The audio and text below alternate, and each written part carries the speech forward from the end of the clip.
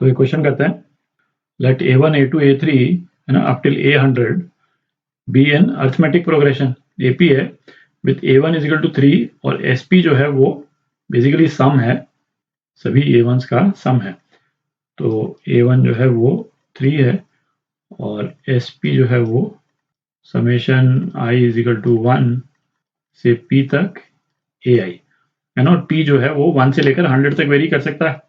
अच्छा, for any integer n है ना, n जो है 1 और 20 के बीच में लाई कर रहा है और m क्या दे रखा है अपने को 5n, ठीक है। तो n जो है 20 है तो m 100 हो जाएगा। Sm upon Sn does not depend on n। तो A2 की वैल्यू पूछी है, ठीक है। अच्छा, A1 अपने को 3 दे रखा है, तो A2 निकालने के लिए यदि अपन D निकाल लें कॉमन डिफरेंस तो हम A2 निकाल लेंगे, ठीक है। तो बेसिकली अपने को D निकालना है और D किस कंडीशन में निकालना है कि Sm बाय Sn जो है वो n पे डिपेंड ना करे। तो Sm बाय Sn ये क्या हो जाएगा, m by 2 2A1 plus m minus 1D, ठीक है। और ये n by 2 2A1 plus n minus 1D। अच्छा, अब ये जो ना दोनों जो इन्फॉर्मेशन दे रखी है उसको डाल देते हैं इक्वेशन में। तो क्या आ जाएगा, m is equal to 5n डाल दिया और नीचे से कैंसिल हो गया तो ये आ गया और 2A1 की जगह 6 आ गया प्लस, अच्छा m की जगह 5n डाल देते हैं, 5n माइनस 1d अपॉन नीचे भी 6 प्लस n माइनस 1d, ठीक। तो ये कितना हो गया, तो इसको रीअरेंज कर देंगे तो क्या आ जाएगा 6 माइनस d प्लस 5n और नीचे भी क्या आ गया 6 है, ये 6 माइनस d प्लस n, ठीक। ये Sm बाय Sn की वैल्यू आ गई अपने पास में। Sm बाय Sn को यदि n पे डिपेंड नहीं होना है, इसका मतलब Sm बाय Sn की इस वैल्यू में n नहीं आना चाहिए।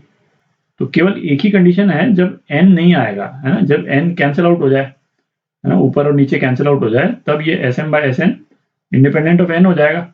और वो कब होगा, जब 6 माइनस डी 0 हो जाए, है ना। 6 माइनस डी यदि 0 हो जाता है तो ये दोनों 0 हो गया और फिर उसके बाद में ये ऊपर और नीचे का n जो है कैंसिल आउट हो जाएगा, ठीक है। और Sm बाय Sn इंडिपेंडेंट हो जाएगा n से।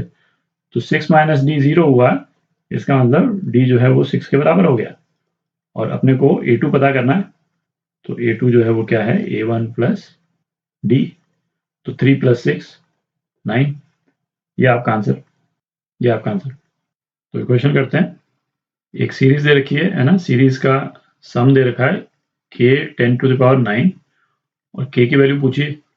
अच्छा, इस सीरीज को दोबारा नहीं लिख रहे हैं, इसको अपन ध्यान से देखें तो ये उस कैटेगरी में आती है ना, अर्थमेटिको ज्योमेट्रिक प्रोग्रेशन जो अपन ने देखा था, अर्थमेटिको ज्योमेट्रिक प्रोग्रेशन, ठीक है। और इसमें क्या होता था कि एक AP और GP के कोरस्पॉन्डिंग टर्म्स को हम मल्टीप्लाई कर देते थे, ठीक है। तो यहाँ पे जैसे हम 1 मान लें तो इसकी जो फर्स्ट टर्म्स हैं वो सब AP में है, 1 2 3 एंड सो ऑन, है ना, 10 तक जा रहा है। और जो सेकंड टर्म्स हैं, ये इनको मैं लाल में अंडरलाइन कर रहा हूँ, ये सेकंड टर्म्स ये GP में है, दिख रहा है। और जो इस GP का जो कॉमन रेशियो है, कॉमन रेशियो इसको मैं R बोल दूं, तो वो क्या है, जैसे पहली दो टर्म्स का यदि अपन लेते हैं 11 raise to power 1 10 raise to power 8 upon 10 raise to power 9, तो ये 11 बाय 10 है इसका कॉमन रेशियो, ठीक है। तो ऐसे वाले केस में अपन क्या करते थे कि कॉमन रेशियो से सम को मल्टीप्लाई करके और उसके बाद में दोनों सीरीज को सब्ट्रैक्ट कर देते थे और फिर उसके बाद में जो रिजल्ट आएगा फिर उसको ऐड करते थे। तो करते हैं उसको, है ना। सम जो है वो क्या दे रखा है अपने को 10 टू द पावर 9 प्लस, ये इसको ध्यान से लिखना जरूरी है, 10 to the power 11 10 to the power 8 plus 3 11 square 10 to the power 7 plus and so on. और ये कहाँ तक जा रहा है, 10 इंटू 11 टू द पावर 9। तो ये अपन ध्यान में रखें कि ये 11 और 10 वाले जो टर्म्स आ रहे हैं, इनका जो एक्सपोनेंट है सबका सम जो है वो 9 आ रहा है ना। ये मतलब रफ क्रॉस चेक कर लेना चाहिए ताकि मतलब गलती होने का चांस नहीं रहता है। अच्छा, तो इस तरह की सीरीज में अपन क्या करते हैं कि इस सीरीज को कॉमन रेशियो से मल्टीप्लाई कर देते हैं, दोनों तरफ कॉमन रेशियो से मल्टीप्लाई कर दिया 10/11 से मल्टीप्लाई कर देते हैं, ठीक है। तो ये क्या आ जाएगा 11 और 10⁸8, ठीक है। अच्छा, अभी भी आप देखें कि दोनों का जो एक्सपोनेंट है उसका जो सम टोटल है वो 9 ही आ रहा है, क्योंकि 11/10 से जो हम मल्टीप्लाई और डिवाइड कर रहे हैं तो उनका एक्सपोनेंट एक का ऊपर है एक का नीचे है ना, तो ये भी 9 ही रहेगा हर एक का। प्लस ट्वाइस 11⁻², और 10⁻7, प्लस थ्राइस 11⁻3, 10⁻6, प्लस, और ये कहाँ तक जा रहा है, लास्ट टर्म क्या हो जाएगी प्लस 10। एक्चुअली क्या, इस 10 को मैं सेपरेटली लिख रहा हूँ क्योंकि ये वाला 10 जो है ये एक्चुअली एपी का पार्ट है, ठीक है।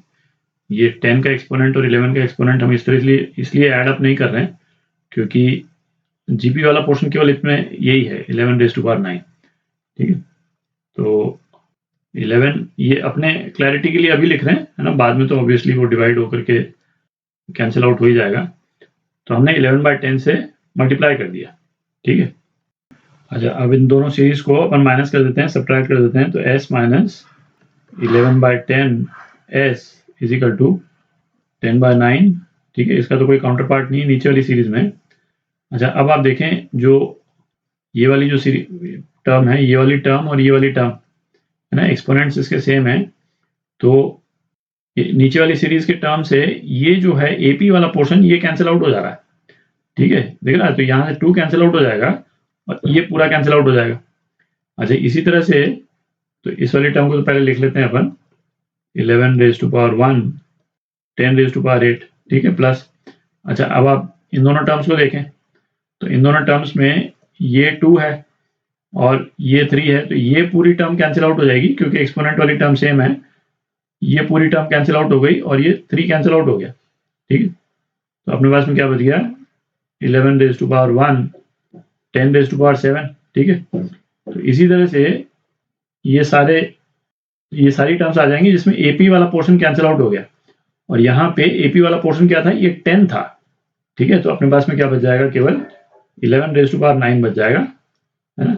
और माइनस ये जो लास्ट वाली टर्म है ये तो यूं की यूं रह गई, ठीक है। इसको तो कैंसिल आउट करने के लिए कुछ भी नहीं है ऊपर, तो माइनस, और अब हम ये 10 को 10 से कैंसिल आउट कर देते हैं, तो ये हो जाएगा -11⁻10, ठीक है। अच्छा, अब आप देखें जो ये वाला पोर्शन है ना, ये टर्म्स जो है ये एक प्योर जीपी बन गई, है ना। एपी वाले पोर्शन तो कैंसिल आउट हो गए, ये प्योर जीपी बन गई, तो इसको अब अपन ऐड कर सकते हैं।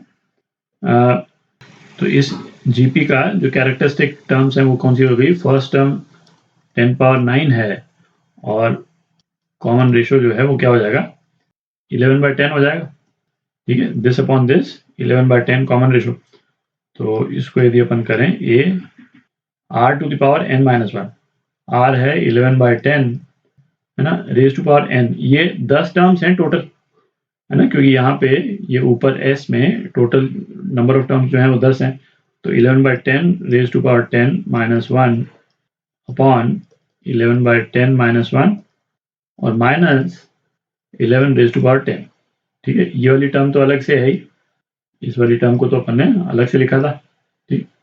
थोड़ी जगह कर लेते हैं, तो इसमें लेफ्ट हैंड साइड में जो है वो क्या रह जाएगा, है ना, ये रह जाएगा -s/10, राइट हैंड साइड में, है ना। ये 10 ऊपर चला गया, 11 - 10 1 हो गया, 10 ऊपर चला गया तो 10⁻10 आ गया, और ये आ गया आपका 11/10 रेज टू पावर 10-1 और माइनस 11 रेज टू पावर 10, ठीक है।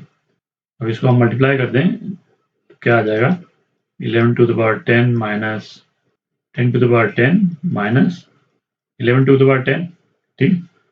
तो ये दोनों टर्म्स कैंसिल आउट हो गए, ये टर्म्स कैंसिल आउट हो गए, है ना, और ये माइनस वाली टर्म जो है ये पॉजिटिव हो गई, तो s की क्या वैल्यू आ जाती है अपनी 10⁻11 आ जाती, ठीक है। ये 10 जो है इससे मल्टीप्लाई हो गया 10⁻11, तो ये s की वैल्यू आ गई। अच्छा, s अपने को क्या दे रखा है k 10⁻9, तो k की क्या वैल्यू होगी 100 हो जाएगी, ठीक है, 10 टू द पावर 11 को 10 टू द पावर 9 से हम डिवाइड कर देंगे तो ये 100 आ जाएगा। तो सी पार्ट है ना, के की वैल्यू 100 है, ये आपका आंसर।